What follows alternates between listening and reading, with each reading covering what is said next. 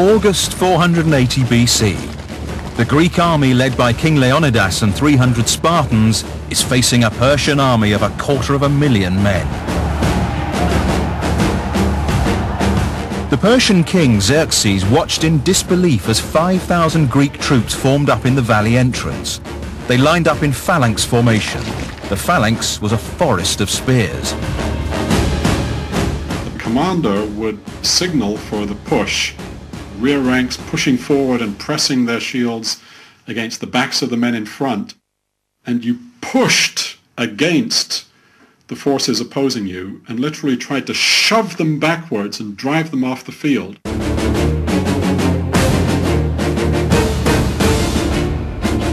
They trained their whole lives for this moment.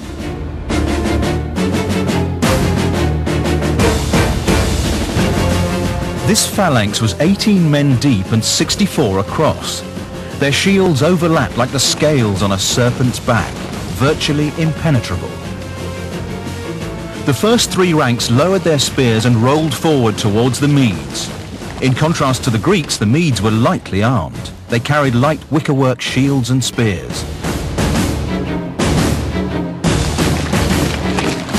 Before they advanced, the Mede archers fired a volley into the phalanx.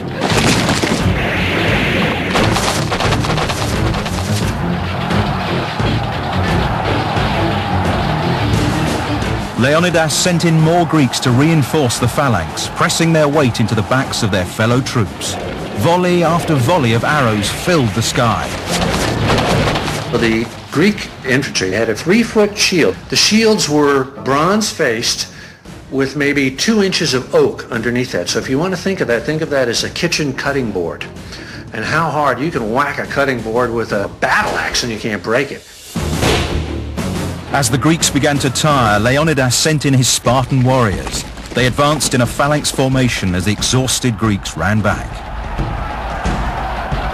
As they would advance, they would be talking to each other and inspiring each other, encouraging each other to advance while these other people are advancing towards you. I mean, as each step got closer and closer, the terror must have been unbelievable. The highly trained Spartans slaughtered all in front of them.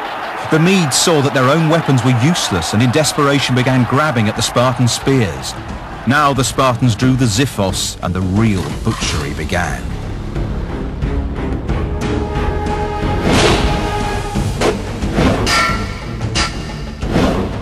Are you hungry? Are you tired? Are you thirsty? Are you wounded? It doesn't matter. You're a warrior and you fight.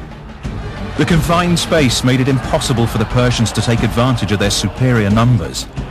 They couldn't pack enough men into battle against this unrelenting killing machine.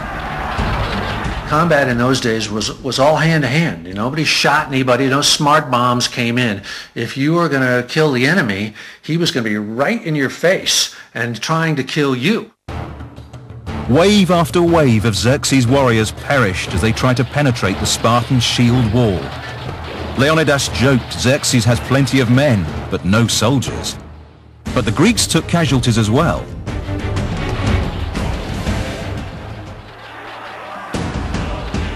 As the battle moved into the second day, the Persians could make no headway.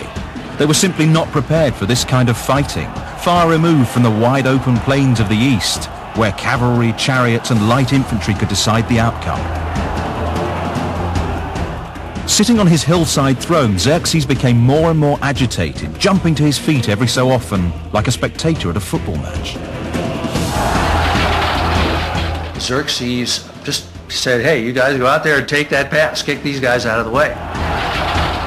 And these lightly armed Medes went up against the heavily armed Greeks, and the heavily armed Greeks kicked their butt. Xerxes decided to play his trump card and send in the immortals. There might have been hundreds of thousands of soldiers on the battlefield, but now the combat was between two fighting elites. 10,000 Persian immortals against what remained of 300 Spartans.